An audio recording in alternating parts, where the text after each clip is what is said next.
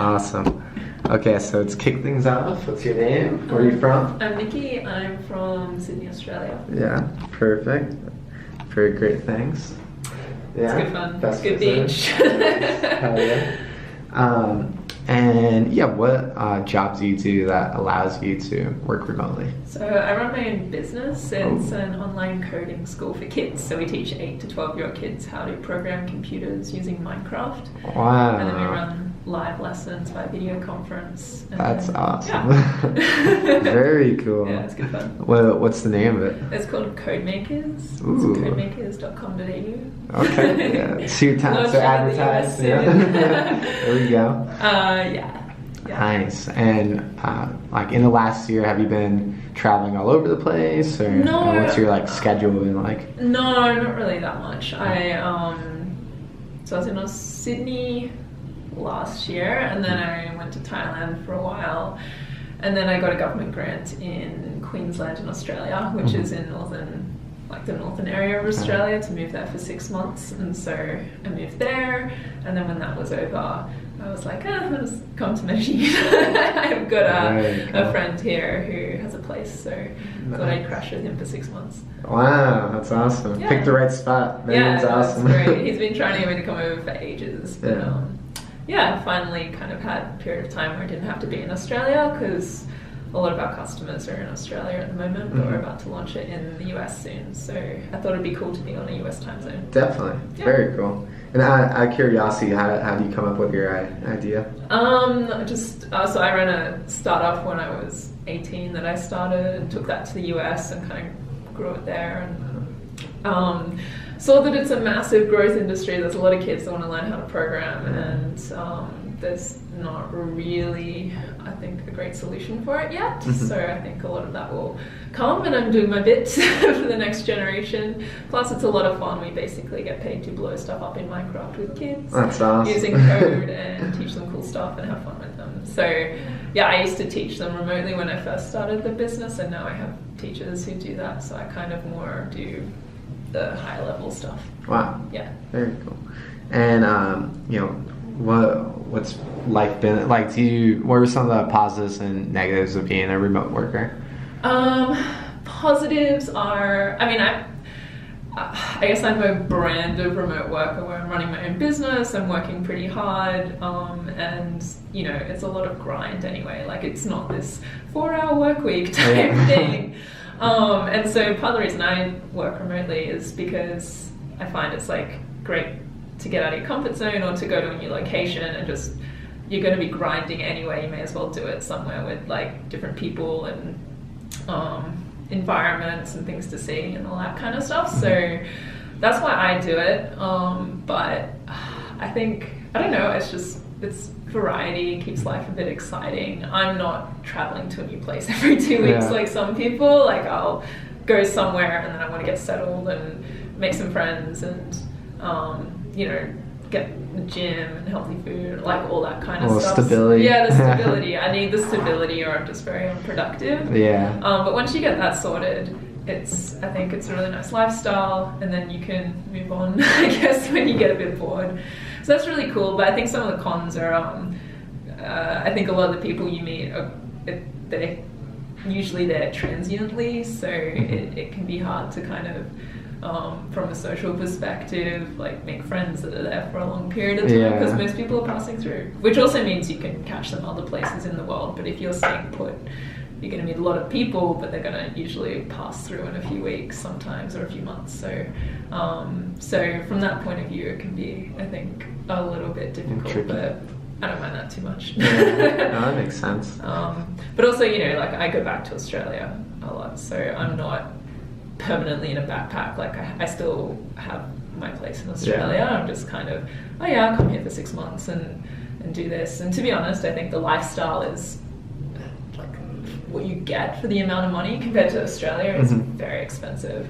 So if you're starting a business or you're wanting to grow your business, and I can pay myself a third of what I'd pay myself in Australia for the same lifestyle, and then use the excess money to reinvest into hiring more people or growing and all that kind of stuff, and not really sacrificing the lifestyle, which is cool. So yeah. And have you ever had like a 9-to-5 job, or have you always done this? No, I started my first online business when I was 15. Wow. Selling stuff online that did quite well. And then I started. Need to learn from you. I started a startup when I was 18, ran that till I was 22. Wow. Which What's was that? great. So it's called 99 Dresses. It was an app that allowed. No. I was thinking 99 Designs. No. That's a company, also right? an Australian company. Yeah. Okay, So that I was a thinking design that. thing. No, 99. And I thought it would be 27 Dresses. No, it's 99 Dresses. So, Okay. yeah. So hopefully you didn't trade your clothes on there. I don't know, Yeah. but it was it was a fashion trading website for women. So yeah, I grew in Australia. Started that when I was very naive 18-year-old and kind of took it to America. I went through like Y Combinator in Silicon Valley and lived out there. Lived in New York, grew it. Eventually it imploded, my fault, and I moved back. I was 22. Yeah. Moved back to Australia and just was kind of like, oh, what am I going to do next? And was just figuring that out and noticed like the massive gap in the market for what I was doing. I was volunteering at some my old school, like teaching kids to code, and there was just like not really a good solution. So I was like, fine, I'll do another one. Very cool. But yeah, no, I've never had a job, so don't really have anything to compare it to. Wow. I guess. Jealous. Make me more and more jealous.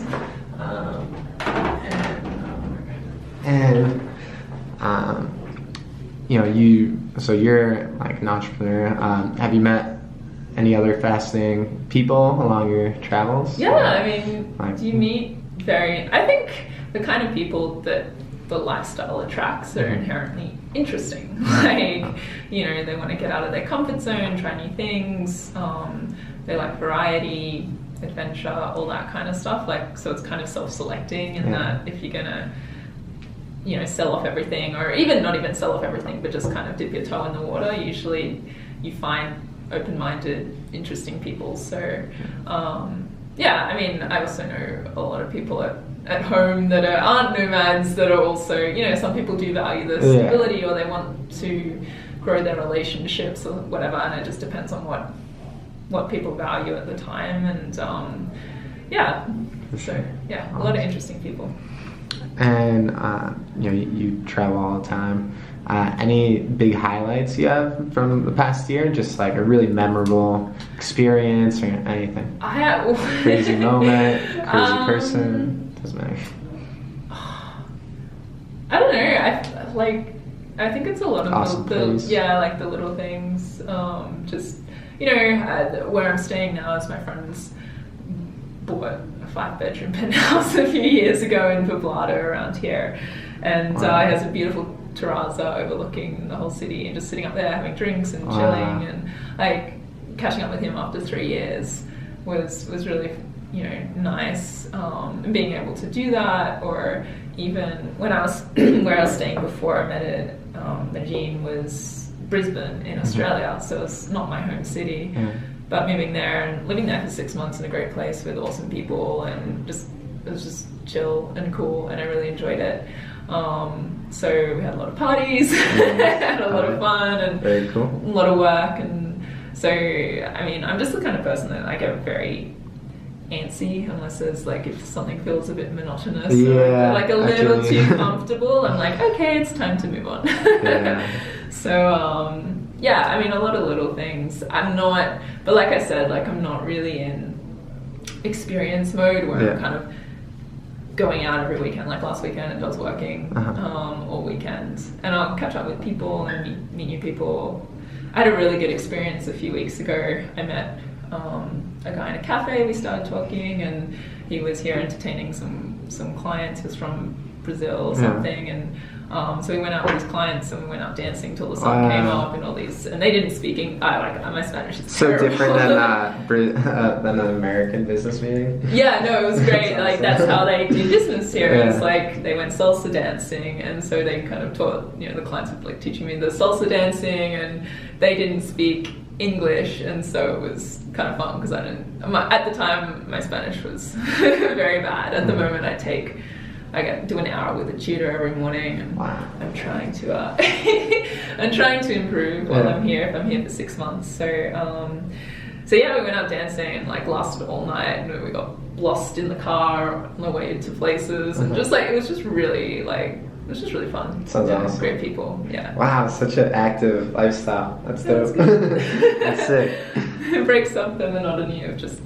grinding. Yeah, for building sure. a business. And you said that you were working last weekend. I'm sure you put a lot of hours in your business. Do you mind? Are you happy?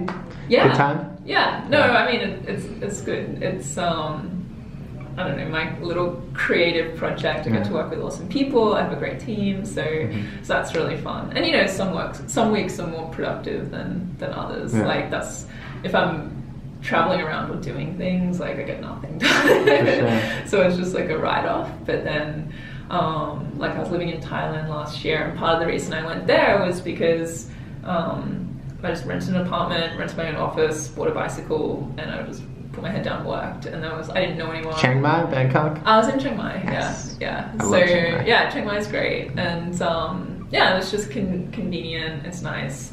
If you want to go do something, you can. But I was kind of there working, and it was great for the business. Like business, I don't know, like tripled in a few months, or something, just because I was working really hard and didn't have any distractions. But I also wasn't making an effort to socialize. I was literally, just head down, doing work. Whereas here, like I know some people, and I'm balancing it a little better. So, yeah. Very cool. Yeah. That's awesome. Cool. And do you consistently go to co-working spaces to get your work done? I find it's good. I initially, for the first, I think 2 weeks here, and the first couple of weeks when I was in like Chiang Mai, for instance, I'd work from cafes, and then pretty quickly you're like, okay, I want some stability or just like a consistent place to come. I actually prefer having a permanent desk, but I don't think there were any available when I came. But or even renting my own office or something like that, just because then you get quiet, focused time, and when you're in there, you can get work done. I don't work very well from home because I get really antsy and stir crazy. So I was working from home for the first few weeks when I was here, but then it's so cheap anyway. So honestly, it's nothing. So true. When you look at Australian prices, you're like, everything's so cheap in comparison. And I heard Australia. I've never been there, but I heard it's pricey. It's very expensive. Especially housing. You know why? Because the lifestyle is on point. But so which is why it's like supply and demand of housing. It's very, very, very expensive, but lifestyle's great. So which is ironic now because I'm overseas. I guess. Yeah, I don't know. You take for granted what's in your home country. Like I never appreciated. Grass is always greener. Yeah. Oh, it's just you want something different. Yeah. So I grew up in a little country town, and it's kind of cool to get out of there and travel the world. World's your oyster, all that kind of stuff. I feel you there. You're not getting any younger. Yeah. And let's go off the co-working question. What make like in your perfect world, like in your perfect co-working space, like what would it look like? Oh, perfect co-working space. Yeah, what makes a good one? I like the sense of community, but also quiet co-working spaces.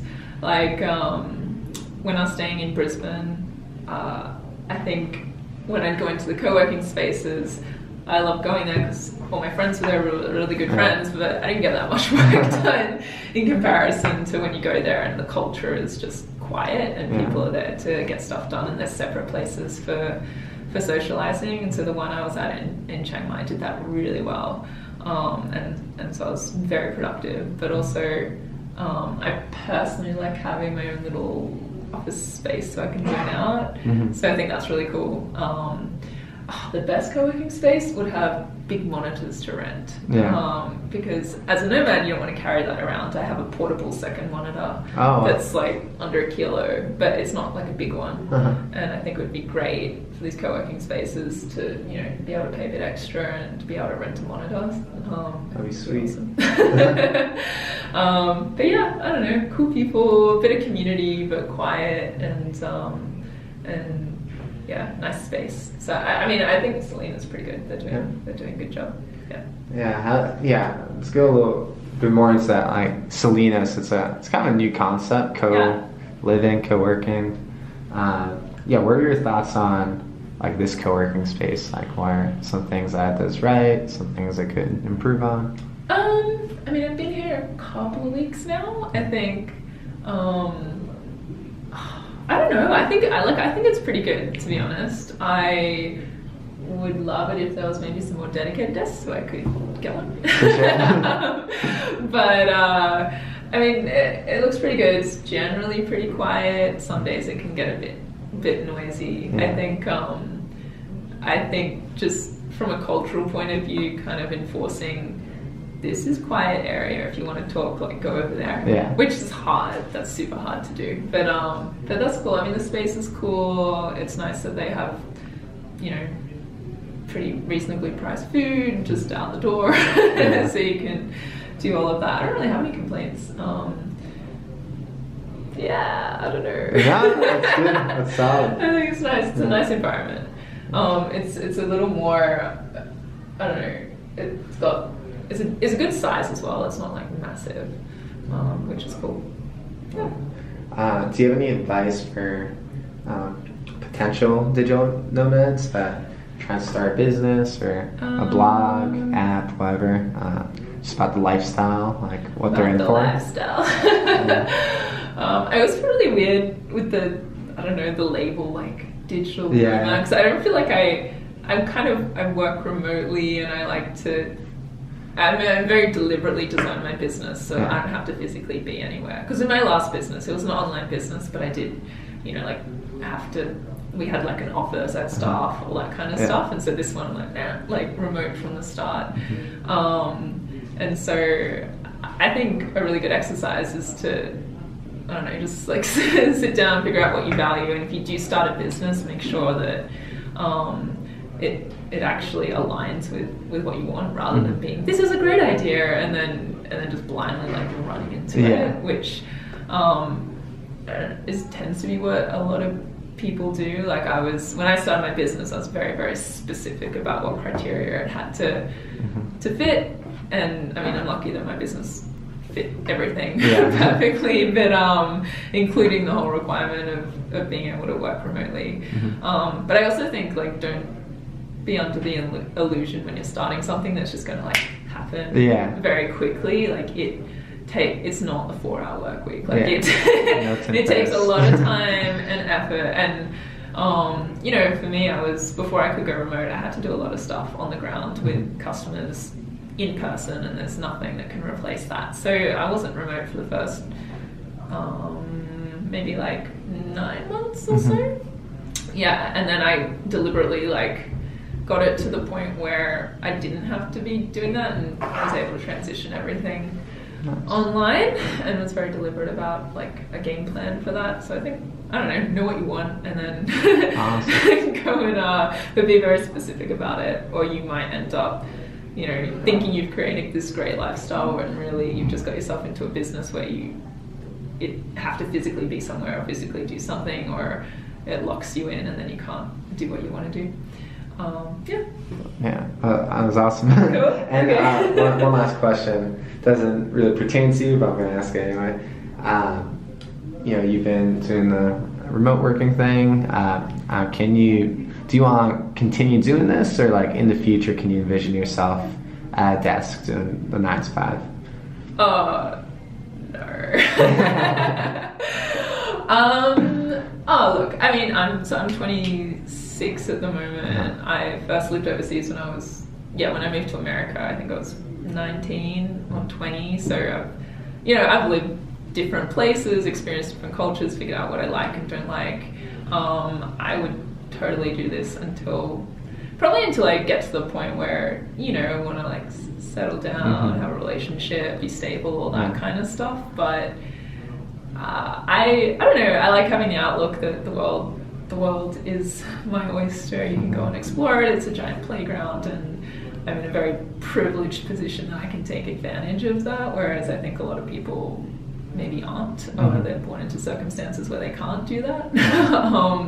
So yeah, I mean, I intend to make the most of it, but I think inevitably just like I'll probably stay in one place at least for a little bit, but I also plan on being very, very rich one day. So you know, it's like somewhere in Europe, sure. Yeah. Yeah. Awesome. Yeah. Sweet. Well, that's it.